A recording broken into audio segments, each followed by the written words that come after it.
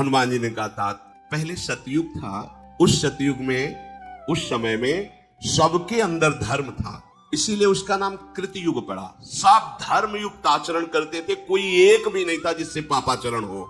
माता पिता के रहते हुए संतान कभी नहीं मरती थी, किसी भी अन्न का दूध का क्रय विक्रय नहीं होता था, बेचना खरीदना ये सब। अब जब त्रेता लगा तो उसमें एक चरण का धर्म का नाश हो गया, जब द्वापर लगा तो दो धर्म के चरण क्षीण हो गए, इसमें पूजा प्रधान। अब जो आगमन होगा अभी कुछ दिनों बाद, हनुमान जी कह रहे, क्योंकि भीम से बात करें ये द्वापर का अंतिम चरण है, ये जो कलयुग आएगा तो इसमें एक ही चरण रह गया, तीन चरण धर्म के नष्ट हो गए। इसमें प्रायः लोग तमोगुणी और रजोगुणी ही रहेंगे, भोग वासना की प्रधानता रहेगी, उपासना की नहीं। व्याधि, आलस्य, प्रमाद, क्रोध, हिंसा, दोष, शारीरिक रोग, मानसिक रोग, भूख, प्यास, भय, उपद्रव, अशुभ प्रवाह होता रहता है। और कोई न कोई गंधर्व, कोई न कोई ब्रह्म ऋषि भगवान का चरित्र सुनाता रहता है हनुमान जी। ऐसे महाभागवत अद्वितीय है, प्रभु की सेवा प्रधान धर्म, रोम रोम में सिया राम जिनके बसे हुए, यत्र यत्र रघुनाथ कीर्तनम तत्र तत्र कृतमस्त कांजलम वाष्पवारि परिपूर्ण लोचनम। बड़ी अपार श्रद्धा महाभागवत, जो हनुमान जी को किसी शक्ति विशेष का रूप देख करके फिर वो ये बात नहीं समझ।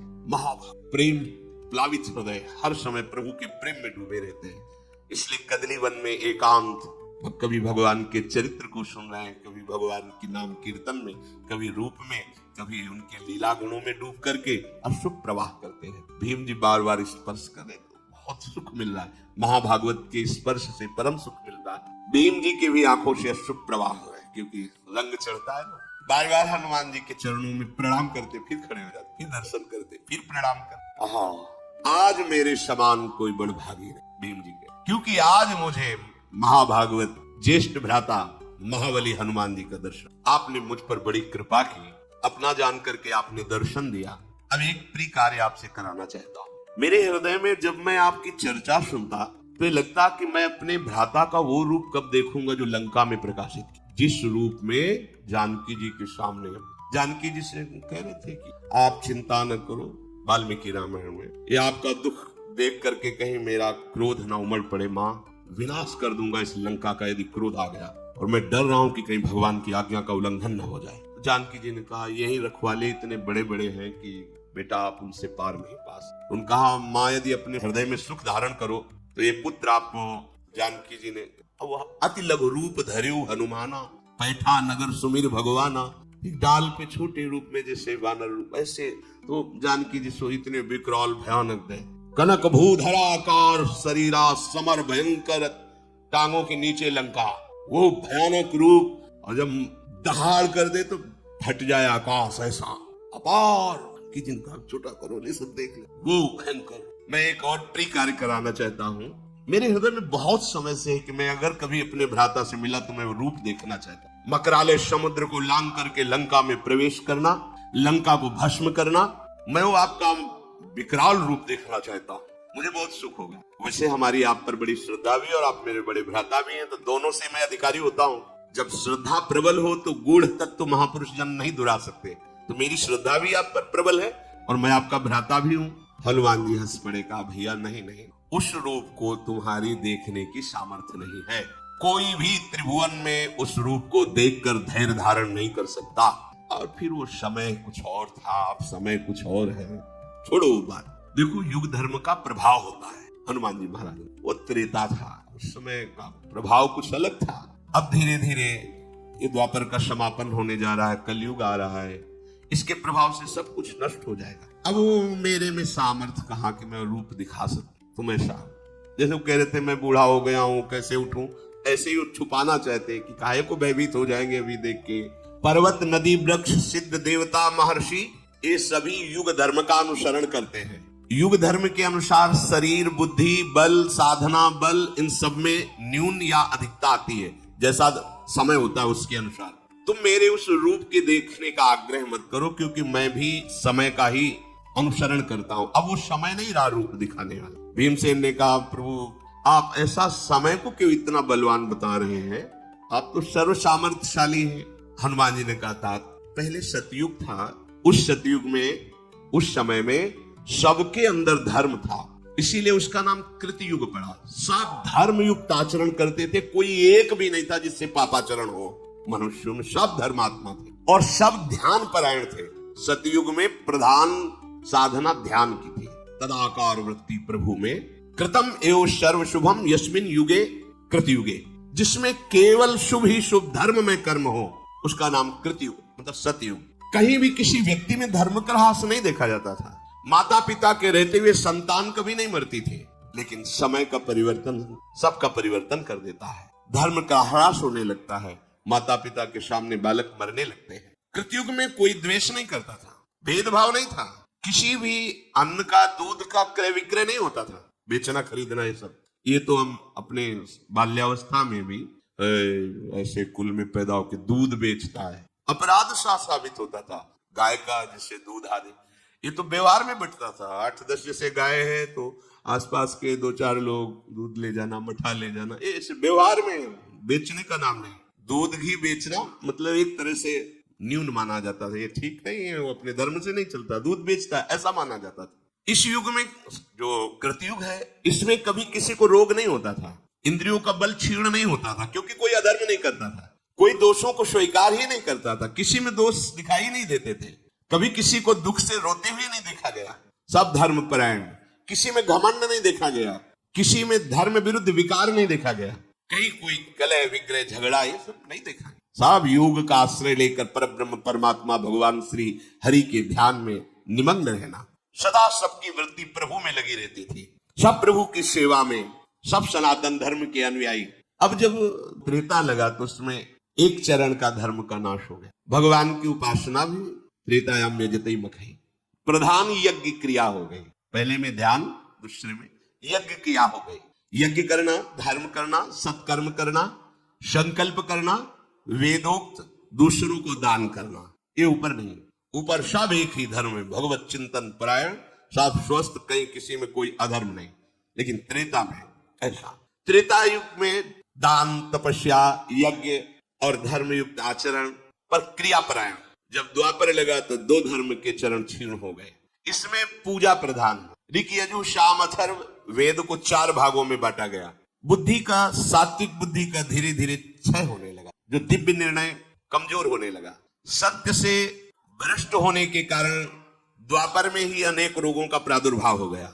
मन में विशुद्ध कामनाएं पैदा, जहां भागवतिक होती थी, ये आराधना, वहां भोग कामनाएं पैदा होने लगी। बहुत से दैवी और प्राकृतिक उपद्रव शुरू हो गए, रोग आदि शुरू, ये कृतयुग में नहीं थे। अब जो आगमन होगा भी कुछ दिनों बाद, हनुमान जी कह रहे, क्योंकि भीम से बात करें, ये द्वापर का अंतिम चरण है। ये जो कलयुग आएगा तो इसमें एक ही चरण रह गया, 3 चरण धर्म के नष्ट हो गए। इसमें प्रायः लोग तमोगुणी और रजोगुणी ही रहेंगे, भोग वासना की प्रधानता रहेगी, उपासना की नहीं। तभी तो कोई बिरले। वैदिक सदाचार लुप्त, व्याधि, आलस्य, प्रमाद, क्रोध, हिंसा, दोष, शारीरिक रोग, मानसिक रोग, भूख, प्यास, भय, उपद्रव, ये प्रधान गुण है कलयुग के, ये प्रधान गुण है। इसमें कलयुग में धर्म का धीरे धीरे पूर्णतया ह्रास हो जाता है। अब किसी को डर लगता है क्या कि मैं किसी महात्मा के विषय में क्या बोल रहा हूं? कुछ नहीं, कोई भय नहीं।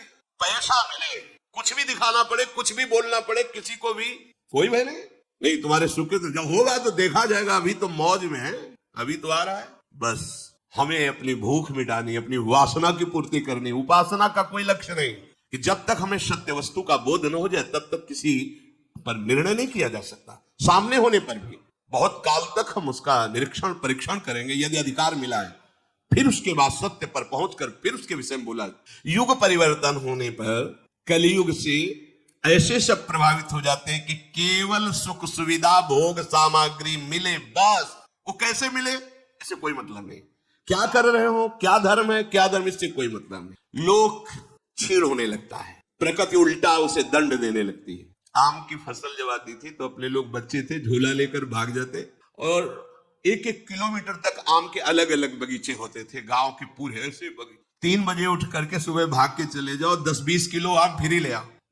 जैसे 4-5 बच्चे गए, अब रखवाले में बूढ़े दादा है, उनसे राम राम की, और आम बिनने आए होगे, नहीं हम तो अपने बगीचे जा रहे हैं, 4-5, 2 उनको बातों में लगाए, 2 बिन लिए, फिर 2-4 भाग में कर लिए और भाग गए। मतलब स्वाभाविक, कहां वो बड़े बड़े वृक्ष, एक एक गाड़ी आम गिरे, ऐसे वृक्ष, बड़े बड़े वृक्ष कहां रह गए? जितने रसाल हैं, जितने रस वाले जो वृक्ष हैं, जो पूज्य वृक्ष हैं, वो अंतर्ध्यान हो, प्रकृति परिवर्तित होती चली जा रही। जब वर्षा होनी चाहिए तो बूंद नहीं, धूल उड़ रही, और जब फसल पक के तैयार है तब वर्षा हो रही है, सब नष्ट हो रहे हैं। प्रकृति क्यों? क्योंकि धर्म का ह्रास, युग का प्रभाव मनुष्य को कमजोर कर देता है। ये आगे जो कलयुग आने वाला है, इसमें कोई चिरजीवी नहीं होगा। भारी तपस्या भारा, कितने साल को? बोले 20 साल। क्या बोले? High blood pressure, low blood pressure, 500 sugar, और कितना चाहिएगा बेचारा? अब तो यार दिखाई दे रहा है, केवल पैंट शर्ट दिखाई दे रहा है, उनमें जान कितनी है तो समझे में नहीं आ रहा है। गांव में जैसे और खेत की रक्षा के लिए नहीं धोखड़ किए जाते थे, वैसे नजर आ रहे। हाँ, मतलब वो चलते हैं तो बस वो कपड़ा ही हिलता नजर आता है टांगों का। वहां कोई कि भाई यौवन शक्ति से संपन्न तेजो में, ऐसा तो नजर नहीं आता है। क्यों? क्योंकि पिज्जा बर्गर खा करके और नाना प्रकार की कुविचारधाराओं वाले दृश्य देख करके वो अपने आप को खो रहे हैं। उनके अंदर संयम, जितेंद्रियता, पवित्रता, उसका परिणाम यह है कि नए नए बच्चे आकर प्रश्न करते हैं, मैं आत्महत्या करना चाहता हूं, इतना कमजोर हो चुका हूं, इतना ग्लानि से युक्त हो चुका हूं। शास्त्र के द्वारा जब आप संयम से चलेंगे तो आपको दिखाई देगा कि आपका ये शरीर भी स्वस्थ है, आपकी मानसिकता भी स्वस्थ है, आपके विचार आपको प्रसन्न रखेंगे। जब अधर्म होगा तो सबसे बड़ा दंड जानते हो क्या मिलता है? विचार न्यून कर करके उससे नकारात्मक सोच में डाल दिया जाता है। ये पाप का फल है। विकार को जो हमारे हृदय में नाना, उनकी बढ़ोतरी, और विचार जो विकारों को दबाता है वो असमर्थ और निगेटिव चिंतन। निगेटिव, अगर पॉजिटिव चिंतन का भाव अंदर आ जाए तो बिना संपत्ति के आप सुखी रहेंगे। अगर निगेटिव चिंतन बना रहे तो दुनिया की संपत्ति है, पर नकारात्मक सोच वो तुम्हें मारे डाल रही, वो जलाए डाल रही। क्यों? क्योंकि धर्म नहीं है। आप प्रसन्न रहिए, आप देखिए, संतुष्टा है इनके नवा, आप एकदम खिले रहेंगे। भारी से भारी रोग में आप एकदम आनंदित रहेंगे, न शरीर में न बाहर कोई अव्यवस्था नहीं, पर जल रहे हैं। क्यों? क्योंकि अधर्म आचरण हो रहा, तो नकारात्मक सोच करके तुम्हें जला रही है। शत्रु दमन। अब तो हमारे पहले वाले रूप देखने की बात छोड़ दीजिए। भीमसेन ने कहा, अब बहकाइए मत प्रभु, मैं बिना आपका वो रूप देखे संतुष्ट नहीं होऊंगा, आप कृपा करें और मेरे सामने वो रूप प्रकाशित करें। जब भीमसेन ऐसा कहने लगे तो भगवान मुस्कुराए और बहुत जोर से आवाज की, जय श्री राम। दृष्टि अंत ही नहीं नजर आ रहा है कि हनुमान जी का मुखारविंद कहाँ है।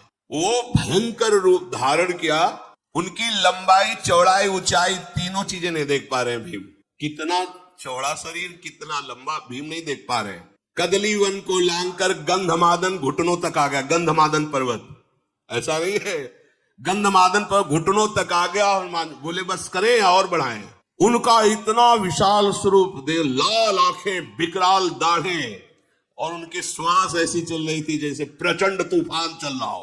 हनुमान जी की श्वास, भौहें तन गई क्योंकि विकराल रूप देखना चाहते थे। और पूंछ को हिलाकर जो फटकारा, ऐसा लगा कि आकाश फट जाएगा, ऐसी आवाज प्रकट हुई। हनुमान जी के सामने जैसे सहस्त्र सूर्य उदय हो गए, ऐसा तेज प्रकट है। पूरे कंचन वरण विराज सुवेशा, सुवर्ण में मेरु पर्वत 4 लाख योजन का है, छाती के सामने है, और ऊपर हनुमान जी। भीमसेन की आंखें बंद हो गई, घबराहट पैदा हो गई। हनुमान जी मुस्कुरा कर कहे कि मेरा ये स्वरूप अभी पूरा नहीं है, इतने में ही तुम्हारा हृदय घबरा गया, आंखें बंद हो गई। मैं इससे दुगना भी बड़ा हो जाऊं, मैं जितनी भावना करूंगा मेरा रूप उतना ही बड़ा होता चला जाएगा। जैसा मैं सोचता हूं वैसा ही उसी समय रूप धारण कर लेता हूं। भीमसेन जी ने देखा कि सुमेरु पर्वत को भी लांघ करके ऐसा भयंकर रूप। भीमसेन घबराहट से बैठ गए, मतलब धरती को पकड़, केवल देखने मात्र से। फिर धीरे धीरे हिम्मत के हाथ जुड़े और खड़े होकर कहा, हे महाभागवत, मेरी अब सामर्थ्य नहीं है, आप अपने रूप का स्मरण कीजिए, मैं इस रूप को नहीं देख पा रहा हूं। घबरा गए जैसे अर्जुन जी, प्यारे लाडले कृष्ण सारथी बने बैठे हैं। हे कृष्ण, हे सखी, ऐसे बात करते हैं। बताते बताते फिर कहा, देखो मैं कौन हूं, जो अब समस्त दिशाओं को आच्छादित करके विकराल हूं। आप कौन है प्रभु? बोले, बढ़ा हुआ काल का भी महाकाल। ऐसे अर्जुन पसीना पसीना कांप गए। तुम आदिदेव पुरुषा पुराणा, तुमस्य विश्वस्य परम निधानम, वेदांसि वेद्यम परमम च धाम त्वया ततम विश्वमनंत। कांप रहे अर्जुन, महाबली अर्जुन, दिव्य गांडीव धनुर्धारी, दिव्यास्त्र वेत्ता, भगवान के रूप को देखकर कांप रहे हो। कहते संवरण कीजिए, मेरी सामर्थ्य नहीं मैं आपको देख पाऊं। ऐसे भीम जी हनुमान जी से प्रभु मेरी अब नेत्रों में सामर्थ्य नहीं रहेगी कि मैं आपके स्वरूप को देख सकूं। अप्रमेय ये पर्वताकार शरीर। तो जब समुद्र लांगे थे हनुमान जी को एक बाल्यावस्था में विनोद में सांप मिल गया था। इनका स्वभाव ही था, इधर मारा वो वृक्ष टूटा, इधर तो ऋषि का आश्रम सब विध्वंस हो गया था खेल खेल में, कोई गुस्सा नहीं। तो उन्होंने कहा कि जब तुम्हें तुम्हारे बल की कोई याद दिलाएगा तब तुम्हें आएगा, नहीं तुम अपने बल का विस्मरण। ऐसा जब समुद्र पार होना था तो चुपचाप शांत खड़े सब अपनी अपनी बातें कर रहे थे। जामवंत जी ने देखा हनुमान जी तरफ, कहा चुप साध रहा बलवाना, आप तो कुछ बोल ही नहीं रहे हो। अरे आपका अवतार ही हुआ है भगवान की सेवा के लिए, आप मौन धारण। जब होश दिलाएगा तब जेहगिर चरण दे हनुमंता चले सुगा पाताल तुरंता।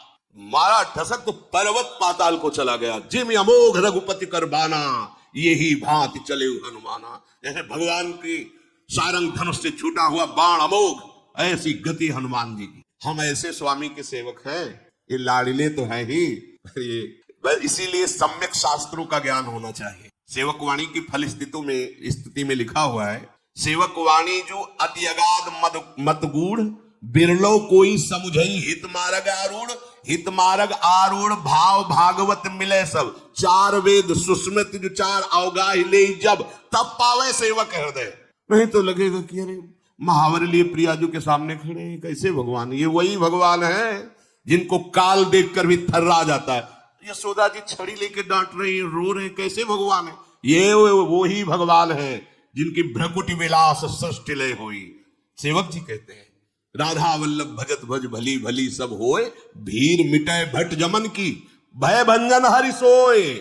ये भय भंजन हरि सोए, भरम भूले हो भटकत कत। ये लाडले फूलों से खेल रहे हैं, लेकिन है कौन?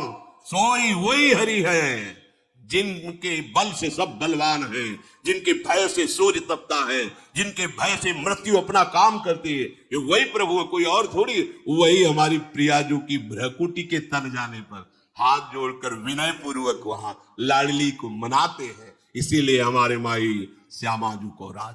प्रभु श्री भीम जी बोले, मेरे मन में एक बात आ रही है कि इतना महान बल, इतने महान आप हो और आपने रावण को मारा नहीं। ये रूप देख के तो लगता है कि प्रभु कोई आपके सामने नहीं टिक सकता। फिर भगवान श्री राम को प्रयास करना पड़ा मारने के लिए। मुझे तो ऐसा लग रहा है कि आप अगर अपने बाहुबल का प्रयोग करें तो त्रिभुवन का विनाश कर सकते हैं। मारुति नंदन, अपनापन करके मैं पूछ रहा हूं कि आप समर्थ होते हुए रावण को क्यों नहीं मारा, सियाजू को क्यों नहीं वापस ले आए। भीम के ऐसा कहने पर कपिश्रेष्ठ हनुमान जी मुस्कुराते हुए बोले, सेवक का परम धर्म है कि स्वामी का यश हो, ऐसे ही कार्य करना चाहिए। बड़ी गूढ़ बात, ज्ञानी नाम अग्रगण्यम। सेवक का परम धर्म है ऐसे ही आचरण करे, बर्ताव करे जिससे उसके स्वामी का यश हो। तुम ठीक कह रहे हो, ये अधम राक्षस रावण मेरे सामने भुनगे के समान था, मैं उसे ऐसे पीस सकता था ऐसे, किंतु संपूर्ण लोकों में मेरे स्वामी की कीर्ति में बाधा पड़ जाती। हाँ, रावण ने सियाजी चुराया और हनुमान जी वापस सियाजी को लाए और रावण का विनाश किया। ऐसा नहीं, स्वयं मेरे प्रभु ने विनाश किया। ये सेवक की चतुराई। जब वापस लौट करके लंका से आते हैं तो एक सुग्रीव जी का बगीचा था, इसमें मनमानी सब फल पाते हैं। सूचना पहुंची कि पहरेदारों को भी पीट करके जितने भी आपके प्रधान वो सब फल खा रहे हैं। सुग्रीव जी आनंदित हो गए। बिना रामकाज किए उस फल नहीं खा सकते थे हमारे सेवक जन, इसका मतलब रामकाज हो गया। किसने किया? बोले मारुति नंदन हनुमान। सामने देखा आ रहे, मुख प्रसन्न तन तेज विराजा, समझ गए किनेस रामचंद्र कर काजा। भगवान राम भी खड़े हो, सम्मान के लिए नहीं, जैसे माँ अपने बेटे को गले लगाने के लिए खड़ी हो जाती, ऐसे हनुमान जी को गले लगा, हाथ पकड़ा, अपने आसन पे बैठा। ऐसे हनुमान जी सरक के चरणों में बैठ रहे हैं। रावण के द्वारा सुरक्षित लंका में प्रवेश करके वहां विध्वंस मचा देना, हनुमान हृदय को शीतल कर बोले, नहीं प्रभु नहीं, ये तो आप विनोद करें। ऐसा शाखा मृग की यह मनुसाई, शाखा ते शाखा पर जाई, लाग सिंधु हाटक पुरजारा, निश्चर गण बद विपिन उजारा, सो सौ तो प्रताप रघुराई, नाथन कछु मोरी प्रभुताई। प्रभु हमारी तो ताकत इतनी, एक डाल से दूसरी, मुझ बंदर की ताकत क्या कि समुद्र लांग कर जाना और रावण जैसे राजा की सुरक्षित राज्य में प्रवेश कर आग लगा देना, विध्वंस मचा देना। वहां मैंने देखा ये सब राम प्रताप कर रहा है, वहां मैंने आपकी कृपा को देखा, प्रभु आपका प्रताप ये सब कर रहा था। ऐसा बोला वचन विगत अभिमाना। ये महामहिमा होती। हाँ हाँ प्रभु हम गए, ऐसा नहीं। सेवक वही जो स्वामी की यश कीर्ति को फहराए, कहीं भी मान हृदय में स्पर्श न करे। श्री रामचंद्र मेरे आराध्य देव, मेरे प्राण प्रीतम प्रभु हैं। सेना सहित जब रावण का वध किया, सीता जी को वापस लाए तो उनकी कीर्ति हुई। मेरे स्वामी की कीर्ति हो, यही हमारा परम धर्म है। नहीं तो रावण मेरे लिए भुनगे के समान था। उस रूप में कह रहे हनुमान जी। बालक ही थे ना, वो माँ से कहा माँ मुझे भूख लगी है, कुछ खाने को दो। तो बोले जो लाल फल, सुबह का टाइम था, वही पाना, मतलब मीठा लगेगा, अच्छा रहेगा। तो आकाश की तरफ देखा तो लाल लाल अरुणोदय हो रहा था। भगवान सूर्य लील गए। अरे सब देवता प्रकट हो गए महाराज, ये कोई फल है खाने? बाल्यावस्था में सूर्य भगवान को मुख में। महाबली महाप्राज्ञ, तुम अपने भाई का प्रिय एवं हित करने में तत्पर रहो। हनुमान जी ने भीम से कहा, वायु देवता सदैव तुम्हारी सुरक्षा में है, तुम उनके पुत्र हो। मैंने इसलिए यहाँ रोका है कि आगे सौगंधिक वन ये दिव्य देवताओं द्वारा, बड़े बड़े ऋषि मुनियों द्वारा सेवित है। कहीं ऐसा ना हो जाए कि तुम्हारे द्वारा अपराध बन जाए, कोई ऋषि शाप दे दे। और तुम जिस फूल के लिए आए हो, वो फूल का ये रास्ता है, यहाँ से सरोवर मिलेगा, शास्त्रो फूल है। बलवान हो तुम ले सकते हो जाकर, पर इस मार्ग से मत जाओ, क्योंकि यहाँ तुम्हें शाप मिल सकता है। जब किसी देव वन में प्रवेश करे तो वहां मंत्र जाप करते हुए और नमस्कार मुद्रा में प्रवेश करे। तुम यहाँ ना मंत्र जाप कर रहे थे, ना नमस्कार मुद्रा थी, बल ऐसा नहीं। आगे जो देव मार्ग में ऐसे नहीं चल, जैसे गुरुजनों के पास जैसे जाया जाता है, उनकी डेवड़ी से हाथ जुड़ गए, ग्रीवा झुकी, बिल्कुल दैन्य एक तिनके के समान दासत्व भाव लेकर जाया जाता है। ऐसा थोड़े के और थोड़ा हिड़ा के छाती ऐसे के हमें क्या कमी, ऐसा नहीं। जितना झुकोगे उतना उठ जाओगे, और जितना उठोगे उतना झुक जाओगे। ये ऐसे दरबार है आराध्य देव का, गुरुदेव का, महापुरुषों का। यहाँ जितना झुकोगे उतना उठ जाओगे, और जितना उठोगे उतना झुक जाओगे। बस देखना है। ये जो तुम दुस्साहस कर रहे थे ठीक नहीं है। हनुमान जी ने, धर्म का पालन करो, स्वधर्म में स्थित रहो, श्रेष्ठ मार्ग पर चलो। धर्म को जाने बिना कोई भी कार्य नहीं करना चाहिए। पहले जानना चाहिए कि धर्मयुक्त है मेरे लिए कि नहीं। हे भीम, मैं तुम्हें बता देता हूं कि बिना ज्ञान वृद्ध महापुरुषों की सेवा किए बृहस्पति जैसे विद्वान के लिए भी तत्वबोध होना बहुत कठिन है। हनुमान जी महाराज कह रहे, ना ही धर्मज्ञ विज्ञाय वृद्धान अनुपसेव्य च धर्मार्थी वेदितुम शक्यो बृहस्पति समैरपि। बृहस्पति के समान ज्ञानी हो तो भी उसे तत्वबोध नहीं हो सकता जब तक वो ज्ञान वृद्ध तत्वबोध प्राप्त किए महात्मा का। इस मार्ग में, भगवत मार्ग में अवस्था का सम्मान नहीं होता, स्थिति का सम्मान होता है। 16 वर्ष की अवस्था सुखदेव जी की है, 10,000 वर्ष तपस्या करने वाले महात्मा साफ खड़े हो। उसमें भगवान श्री कृष्ण द्वैपायन व्यास जी भी हैं, वशिष्ठ जी भी हैं, बड़े बड़े महापुरुष सब। भगवान व्यासदेव जी के पिता श्री पराशर जी भी हैं। क्यों? सुखदेव जी गर्भ से ही बोध संपन्न महापुरुष है, गर्भ से ही महान वैराग्य युक्त है। तो यहाँ वयोवृद्ध नहीं, ज्ञान वृद्ध जो तत्व बोध प्राप्त किए। अभी मानो आपको दिखाई दे रहा है कि वो 25 वर्ष की अवस्था का, लेकिन पूर्व में उसकी कैसे भजन शैली पूर्व जन्म में रही। जैसे जड़ भरत रूप में जन्मने में ही वो 5वीं भूमिका में ही जन्मे। ज्ञान की 5वीं भूमिका में भी जन्म, उनका जन्म ही हुआ जब, तो 5वीं भूमिका में थे ज्ञान की। अब अवधूत जड़वत स्थिति उसी समय से। अब कोई कहते जन्म पूर्व में हुआ है ना भजन, गंडकी नदी में पहले भरत रूप में भजन हुआ, फिर हिरण रूप में भजन हुआ, परिणाम हुआ, अब तीसरा जन्म हुआ तो बोध संपन्न महापुरुष, ज्ञान की ऊंची भूमिका में विराजमान महापुरुष। तो उसमें अवस्था भी देखी जाती है, स्थिति। यहां हनुमान जी महाराज कह रहे हैं कि ज्ञान वृद्ध महापुरुषों की सेवा किए बिना बृहस्पति जैसे विद्वान के लिए भी तत्वबोध होना संभव नहीं है। अर्थात जो बोध प्राप्त किए हुए महात्मा जन है, उन सेवा का तात्पर्य होता है उनकी आज्ञा में। आज्ञा शब्द सुसाहिब सेवा, उनकी आज्ञा के अनुसार चलने स्वयं तत्वबोध हो जाएगा, ये कराना नहीं पड़ता। ध्यान मूलम गुरु मूर्ति, पूजा मूलम गुरु पदम, मंत्र मूलम गुरु वाक्य, मोक्ष मूलम गुरु कृपा। उनकी कृपा से तत्वबोध स्वाभाविक हो जाता, भगवत प्रेम स्वाभाविक बढ़ने लगता, बस उनकी आज्ञा पे चलना है। तदनंतर श्री हनुमान जी महाराज ने भीम की प्रार्थना से अपने स्वरूप का संवरण किया और भीमसेन तत्काल जो घबराहट हुई थी, भय हुई थी, उससे मुक्त हुए। बड़ा आनंदमय अनुभव हुआ। महाबलशाली भीमसेन को हनुमान जी के दर्शन से और संभाषण से ऐसा अनुभव हुआ कि आज मैं परम पवित्र हो गया हूं। अब मेरे समान कोई भाग्यशाली या महाबलवान नहीं है, क्योंकि जिसके भ्राता ऐसे महान भागवत और महान बलशाली। हनुमान जी ने अपने प्रेम भरे नेत्रों से गदगद वाणी से भीम से कहा कि भीम अब तुम वापस चले जाओ और बातचीत के प्रसंग में कभी किसी को मेरे इस स्थान का परिचय मत देना। मैं इस स्थान पर रह रहा हूं ऐसा किसी से मत कहना। अब तुम्हें जो प्रिय हो मांग लो, क्योंकि मेरा दर्शन व्यर्थ न जाए। कोई वरदान जो तुम्हें प्रिय हो। तो कहा प्रभु मुझे अपने बड़े भाई कहने का सौभाग्य आपको मिला, इससे बड़ा वरदान मैं क्या मांगू। और मैं ये जानता हूं कि आपके बल से जो मुझे प्राप्त करना है वो सब मैं प्राप्त कर लूंगा, अर्थात धृतराष्ट्र के पुत्रों का वध और सिंहासन पर, ये तो आपकी कृपा से मैं प्राप्त कर लूंगा। पर आपकी जो इच्छा हो, मेरी इच्छा कोई नहीं। मेरी तो यही सौभाग्य है कि आप हमारे बड़े भ्राता हैं, कहने का सौभाग्य मिला। हनुमान जी ने भीमसेन पर बहुत प्रसन्न होकर कहा ऐसा ही हृदय होना चाहिए। कहने पर भी, मांग ढूंढने पर भी नहीं आनी चाहिए कि मैं क्या मांगू। हमें तो कुछ मांगना भी नहीं आता, आपको जो मांगो जैसा मांगो आप। ये बात आज पांडव सनाथ हो गए भीम तुम्हारे जैसे को प्राप्त करके। हनुमान जी महाराज ने कहा महाबली आगे महान युद्ध होने वाला है। मैं अपनी तरफ से कह रहा हूं, समय में अर्जुन की ध्वजा में बैठूंगा और मैं ऐसी गर्जना करूंगा कि सामने वाले वीर का हृदय भय युक्त हो जाए, बल रहित हो जाए। और मारा तो मेरी ही गर्जना से जाएगा, निमित्त मात्र अर्जुन बनेंगे। मैं जब ध्वजा पर विराजमान होऊंगा तो ऐसी वक्र दृष्टि से देखूंगा कि सामने जो शत्रु पक्ष के वीर हैं उनकी आयु का नाश हो जाएगा। कपिप्रवर हनुमान जी ऐसा कह के तत्काल अंतर्धान हो गए और भीम उनके बताए हुए मार्ग से आगे बढ़े।